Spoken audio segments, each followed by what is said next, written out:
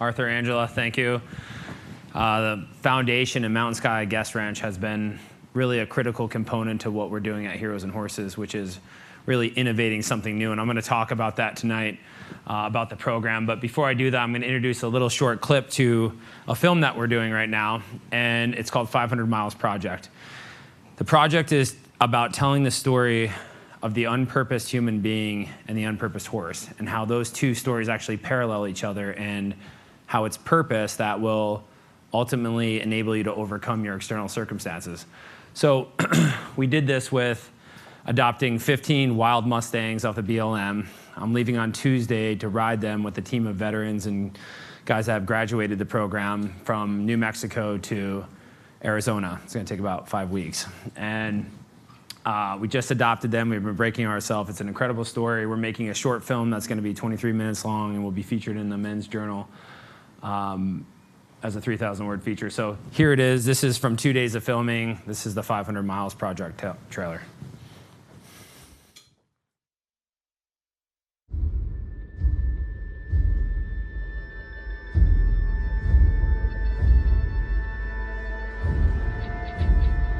This isn't a sad story about veterans who have been sent to combat and they're broken.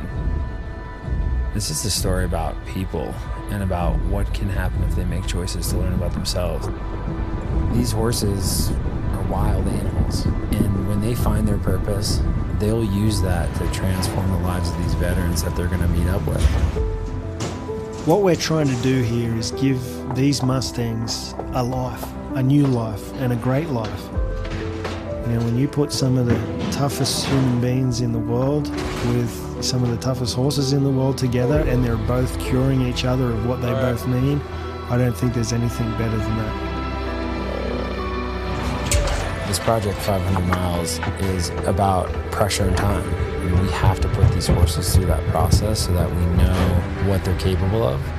The only way we can do that is by covering country. You know, we'll find out at the end of 500 miles. I like to do as much as I can without forcing them to do anything. It needs to be their free choice.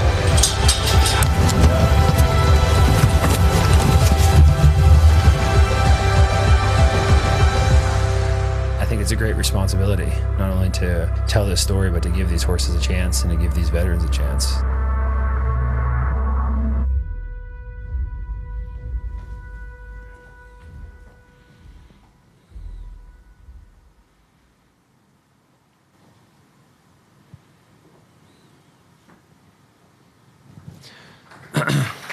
Thanks. We're not done yet. We're leaving on Tuesday. It's an incredible undertaking, and it really ties into what we're trying to do with the veterans and Heroes and Horses. About 60,000 veterans nonprofits exist in North America. That accounts for around $7 billion a year of governmental and non-governmental money. And since 9/11, 110,000 veterans have killed themselves. That really tells me that it's not an economic issue, that it's a process issue. And the process is, a lot of them are failing these guys when they come home, myself included. I served 10 years as a Navy SEAL and then followed on that career for 4 years as a paramilitary guy, working in about every hotspot that there is facing our nation right now. And those experiences fundamentally changed my life, and that's okay. And I need to find out who I am post those experiences and use that knowledge to become a building block of growth in my life. So with all those nonprofits, I realized that there needed to be something else. We needed to find out what the world was doing and do completely the opposite, because what's being done wasn't functioning. So at Heroes and Horses, we kind of started breaking down what guys experience when they come home from combat. And I don't believe that combat makes you sick or gives you a disease. I think it fundamentally changes your life, whether you were in a car accident or you lost a child, that the processes are really the same. Pressure and time ties into what we do in the 3-phase program, which I'll get into just a little bit later, is that people really only change 2 ways. Really, an extreme amount of pressure in a short amount of time, like an IED blast, changes you from a solid to a gas, or a drop of water on a stone over 1,000 years. And I was talking to Steve today about that. We don't have 1,000 years. pressure and time is what changed the environment, and from dust we came, and from dust we return. So therefore, those processes apply to us as human beings. And it's really fundamentally purpose that will allow you to overcome your external circumstance. And a lot of people say, oh, you know, what's purpose? Like, you know, maybe like getting a really good job, or, you know, being good in my family. Those are all great things. But I believe that purpose is fundamentally transcribed upon the hearts of each and every person and veteran that comes through this program. The hardest thing that we'll ever do is look in for answers. We are now keyed to look out for answers. We want to grab a book, we want to see what's on the internet, we want to ask somebody how to quantify our life experiences and tell us where we should be going so we can get to a place that somebody else thought up. So we take those principles and we tie them into veterans help organizations. And so for me, the way that I can quantify success is through the individual identifying purpose in their life. And then number 3, it's struggle that actually gives things in life value. So the greater the struggle, the greater the value. And so anything that has any value is directly related to the amount of struggle that it's gone through, whether it's oil and gas coming out of the ground, or it's, you know, the Super Bowl, or it's going on the show naked and afraid, or running a marathon, right? It's all struggle and value.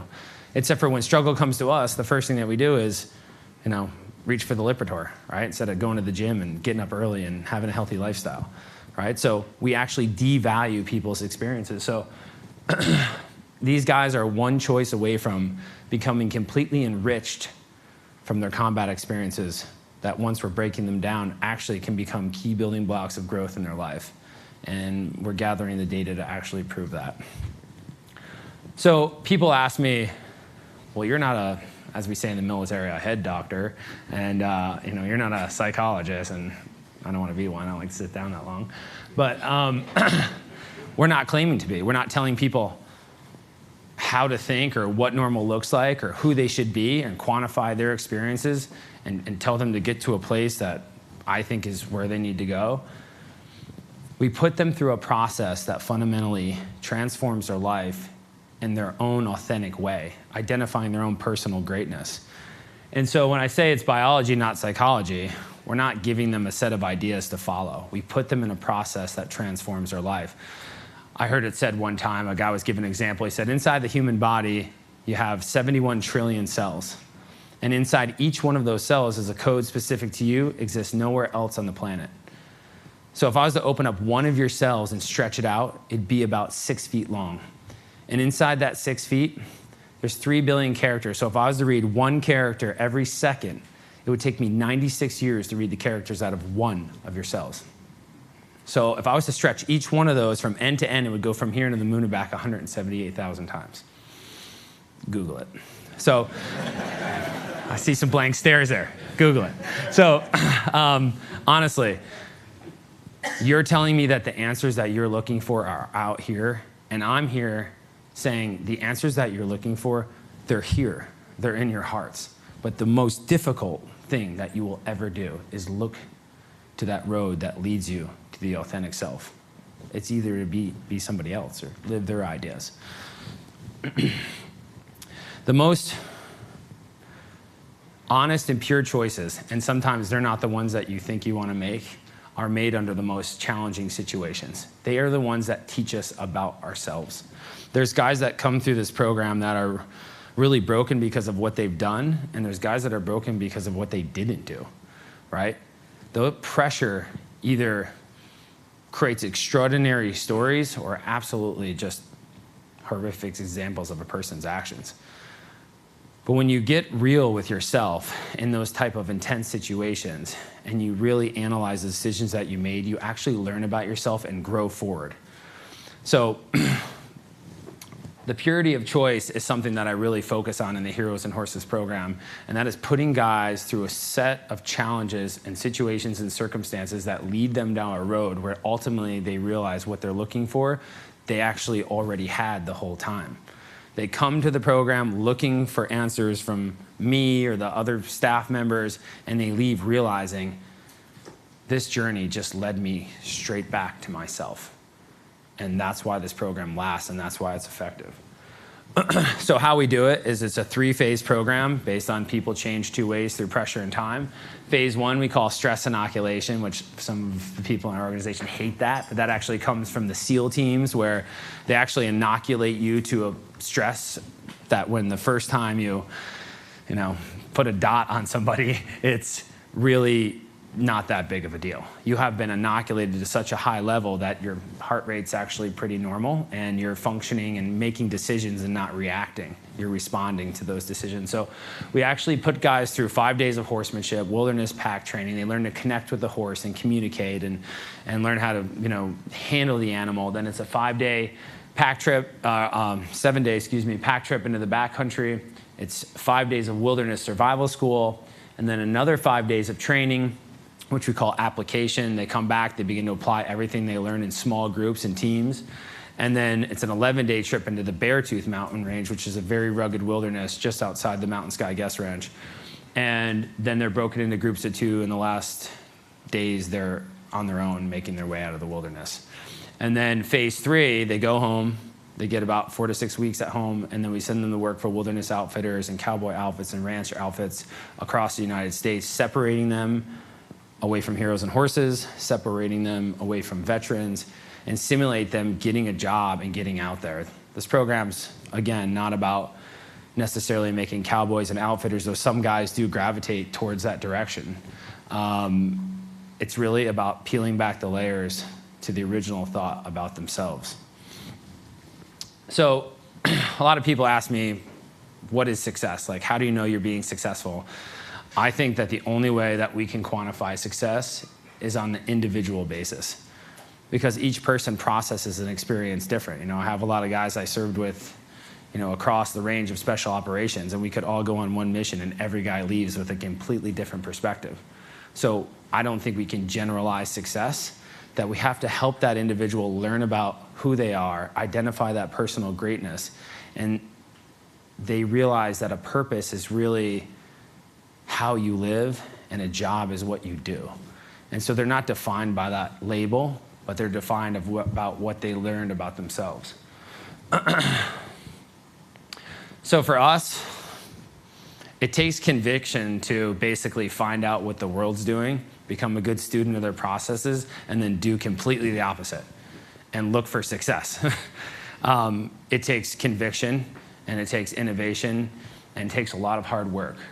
But I always say, what would the landscape look like if we were all doing that? If we were all being our authentic selves? If each veteran that came through the program wasn't looking to me for answers, but looking to themselves? Well, through this process, that's what they find. And that's what Heroes and Horses is about, changing the landscape, changing the narrative that veterans are not victims, that combat doesn't destroy your life and make you sick, and can actually enrich your experience on Earth. So I'm Micah from Heroes and Horses. Thank you. I said a bunch of stuff in there. It really is an amazing program. We have Jeremy here tonight who's going to talk a little bit about his experience, and thank you for the opportunity.